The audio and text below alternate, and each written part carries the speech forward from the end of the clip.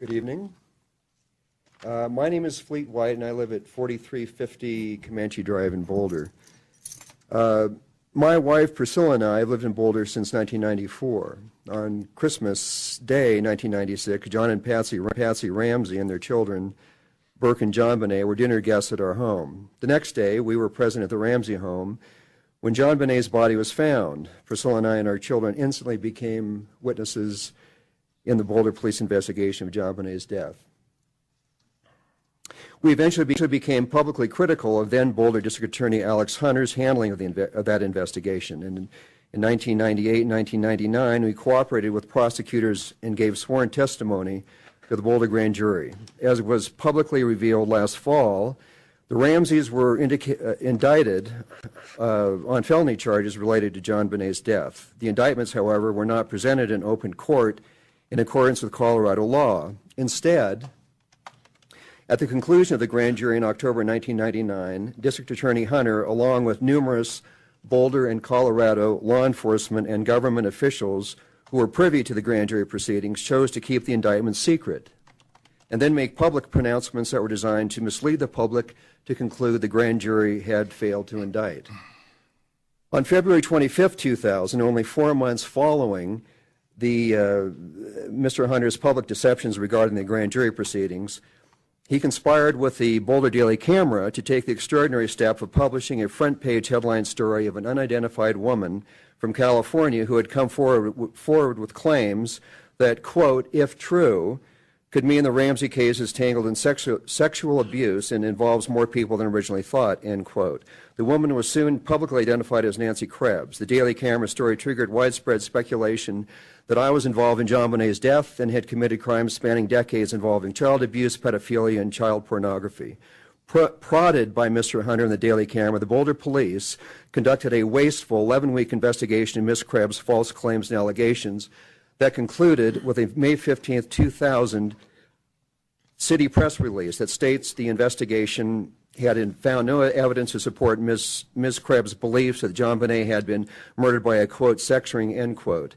Otherwise, the city offered the public no information regarding the investigation of the woman's veracity and did nothing to dispel speculation caused by the Daily Camera article regarding alleged crimes unrelated to John Bonet's death by members of our family. The defamation spawned by Mr. Hunter and the Daily Camera in 2000 was then and continues to be devastating to our family.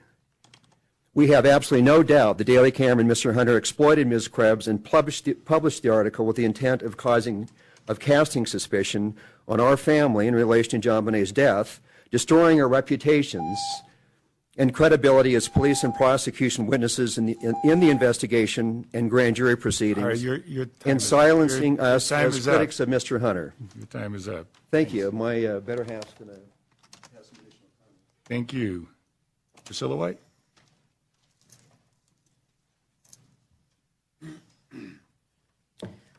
My name is Priscilla White. I live at 4350 Comanche Drive in Boulder. I am married to Fleet White, who spoke previously on this same matter.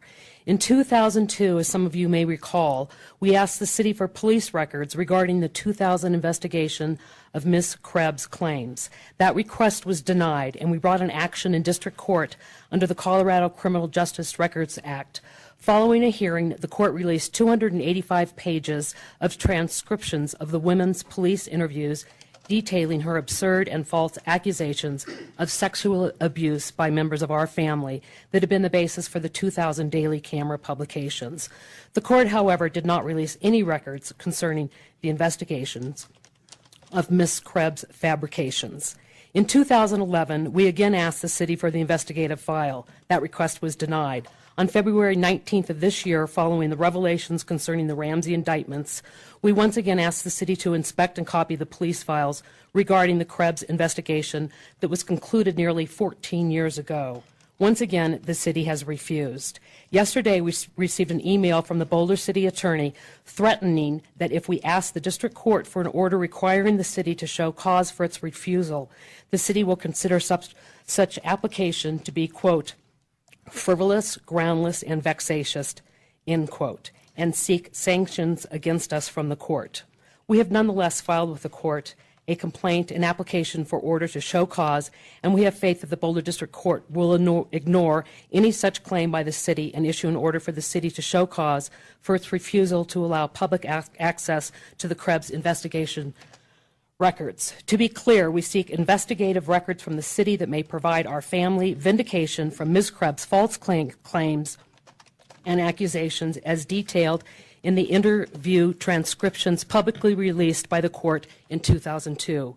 We also seek a measure of transparency regarding the motives and actions of those who engaged in or abetted attempts to destroy our family simply because we posed a threat to their interests in relation to the JonBenét Ramsey homicide investigation.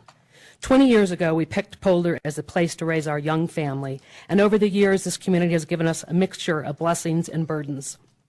Among the burdens has been our experience as Boulder police witnesses in the JonBenét Ramsey homicide investigation, cooperating with law enforcement officers by telling everything you know or don't know about the commission of a crime is something that all citizens should be prepared to do. That is what our family did when we did so without any expectations other than to hope that whoever was responsible for JonBenét's death would be brought to justice. Instead, it was our family who were publicly branded as murderers, torturers of young children, pedophiles, and perjurers. We ask that this council apprise itself of the facts and issues underlying this matter and, after consideration, cause the public release of criminal justice records as we requested. Thank you. Vivian Palmer, Chris Middledorf, and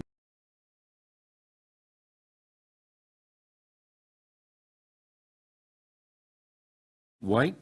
Looks like there's a number of Whites here in a row. So, Fleet. Good evening. My name is Fleet White, and I live at 4350 Comanche Drive in Boulder. You may recall that our family is currently engaged in litigation with the city concerning a criminal justice records request that we made pursuant to Colorado statutes relative to the 2000 Boulder police investigation of the claims and allegations of Nancy Krebs against our family. We last addressed the City Council on this on March 18th. You may be aware that the Boulder District Court has since dismissed our application for an order for the city to show cause why it should not release those records to us and to the public. We have made a motion to the court asking for it to reconsider, and the city has filed a reply in opposition.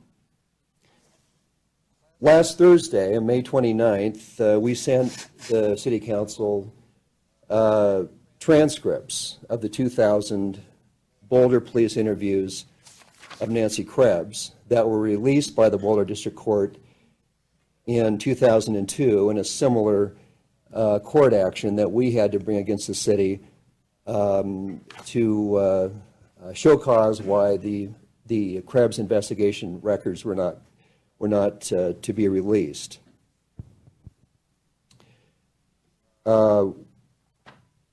We wanted you to read those so that you understand what has been placed in the public record without any offsetting information from the Boulder police investigation. We trust the City Council has read all of the material that we have provided regarding this matter, and you've been fully advised by the city attorney regarding the litigation and the basis for denying our family and the public access to those records. Fleet, I have to cut you off there. Daphne White.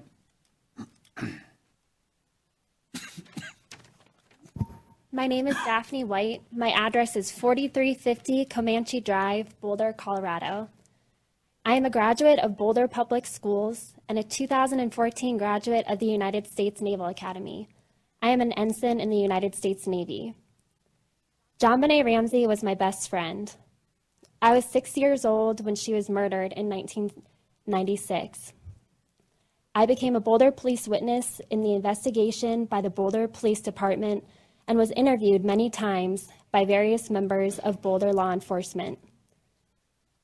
My big brother, Fleet, and I were too young in 2000 to fully understand the damage that would be inflicted on our family as a result of the publication of Nancy Krebs' lies. Now we do understand. If any of you, ladies and gentlemen, here this evening do not think that what my family has to say is important, I want to emphasize to you that there has perhaps never been a more egregious injustice against a family, and this council has the power to release the Nancy Krebs file in its entirety. I respectfully ask that you take that action. Please make the records public so that whatever truth they possess may offset the lies and injustice committed against my dad, my mom, my big brother, and myself, because it's the right thing to do. Thank you. Thank you. Priscilla? Oh, Out of order, I guess. Good evening. My name is also Fleet White. I'm Fleet White III. My permanent address is 4350 Comanche Drive in Boulder, Colorado. I'm a graduate of the Boulder Public Schools and a 2012 graduate of the U.S. Naval Academy. I'm currently an officer in the U.S. Navy. I also was a childhood friend of John Bonet and Burke Ramsey. Along with the rest of my family, I was a police witness for the investigation into John Bonet's death. Boulder prosecutors also interviewed me in relation to the Boulder grand jury that indicted John and Patsy Ramsey for crimes related to the death of John Bonet. Because we live in the internet age, the lies and filth that the Boulder Daily Camera and Alex Hunter unleashed against my family in 2000 will follow us for the rest of our lives. I ask you to put yourself in my shoes. As a young adult starting my career, I have to live with Google search results that associate my name with the failed John Bonet Ramsey murder investigation and the lies that Alex Hunter promoted in order to protect himself and John and Patsy Ramsey. My family and I are Boulder police witnesses. For that reason, and for that reason alone, we have suffered the worst defamation imaginable. I request that you, as the Boulder City Council, direct the Boulder Police Department to release the documents we request to alleviate some of the damage this city has caused us. Thank you.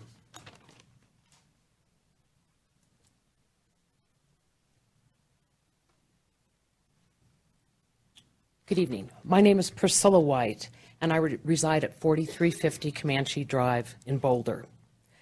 With regard to our family's request for the Krebs criminal justice records, there is simply nothing on your agenda this evening or that is likely to appear on future agendas for the remainder of your term on this council that is more important to this community and its ethos than the matter of the Krebs criminal justice records.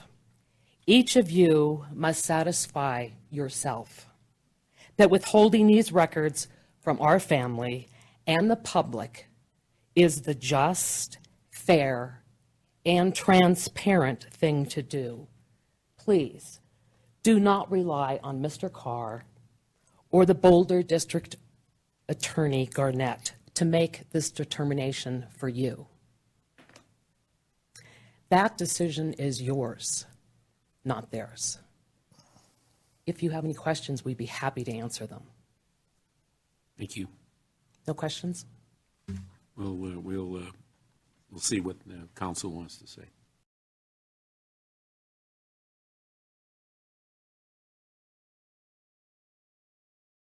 And then we had the Whites come and speak to us, and I know both Fleet and Priscilla, and I've had the great pleasure of meeting with them at their home and speaking with them on multiple occasions.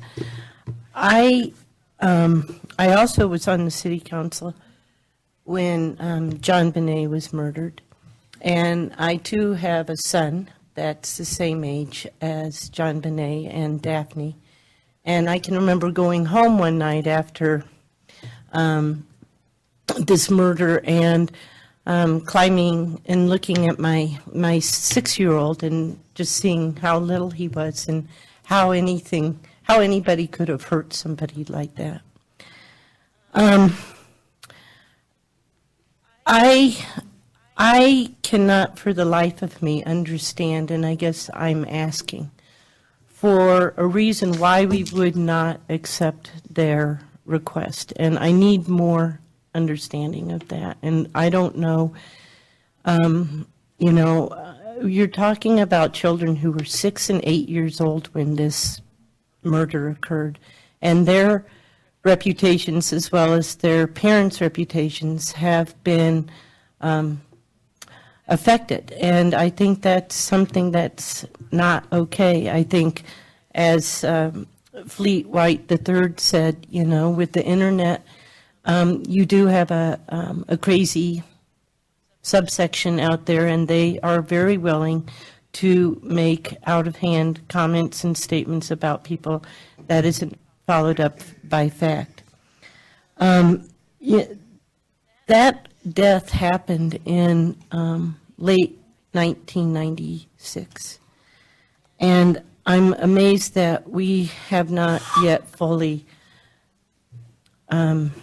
finished everything. And I think one of the things, and I'm not a lawyer, I've just been on the council, but I think both Fleet and the second and Priscilla are in earnest of wanting to clear their family's name.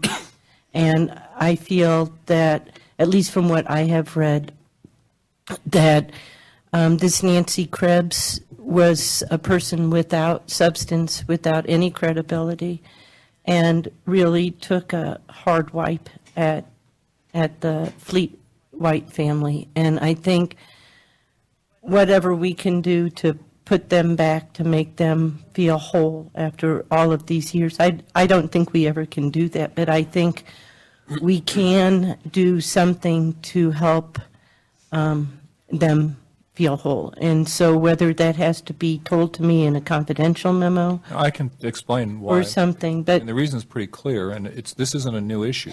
I know The Whites sued us several years ago to get these documents. So the issue is, these are police investigative documents in an open investigation. So the police objected to the disclosure of the documents because they showed police investigative techniques in an open investigation. A judge did an in-camera review of the documents, and she decided that some of the documents should be released. So those documents were released, and those are the ones that were provided to you. There are other documents that this independent judge decided would disclose confidential police investigative techniques, and particularly relating to an ongoing murder investigation, and she ordered that they not be released. That was several years ago. The current lawsuit, asked the current district court to reconsider that decision. There's a concept in law called res judicata, that the court rules on something, they rule on it once. There's no purpose in having a second judge make the same determination. I'm not an expert in police investigation or police investigative techniques. This was all tried long before I was here. There was a hearing, as I said, and the judge reviewed them in camera. The judge decided that. My only role in this has been, when a second lawsuit comes in on the same subject, asking for a different judge to reconsider the same opinion, that's not something that's done. So we got that dismissed, and that's where that is right now. I would not recommend that the council get involved in making decisions on release of police records that involve investigative techniques in an ongoing investigation. It's unfortunate that this woman made these claims. I think they've been demonstrated that those claims were absolutely untrue. I think the police cleared them back shortly after that happened. I'm not sure what in these records would help. I haven't seen the records. As I said, my only involvement has been the second time the lawsuit came and getting it dismissed. So what options would the Fleet White family have? Go back to court? No, I mean, they've been to court. A court ruled on this long before I was here. So they have no appeal to that? They decided not to appeal that then. They could have appealed back then. I'm sorry. Okay. No, I appreciate. It's really unfair. I mean, Ms. Wright personally pointed at me and suggested that I was doing something wrong, which is unfair. And And you weren't here, I understand Three people that. who suggested tonight that I've done something wrong. So, I mean, I I'm have a fairly not- thick I'm skin, but not I get doing tired of that, it but- at some point. So I can answer the questions, but that's why. Okay. So, how long will the investigation be ongoing? Will it be cold cased and stay open for decades, or what will determine the? Perhaps the police can answer, but I mean, it's an ongoing murder investigation, and they usually murder investigations, since there's no statute of limitations, stay open until they find who did it. Okay. If I'm not mistaken, correct me if I'm wrong, but a grand jury chose to hand an indictment and a DA chose not to prosecute. So what impact does that have on the ongoing status? Could there be new evidence found and a new grand jury impaneled? I mean, I guess I'm asking for a realistic look forward. What is likely to happen with this? I don't know. Yeah. It's not my area.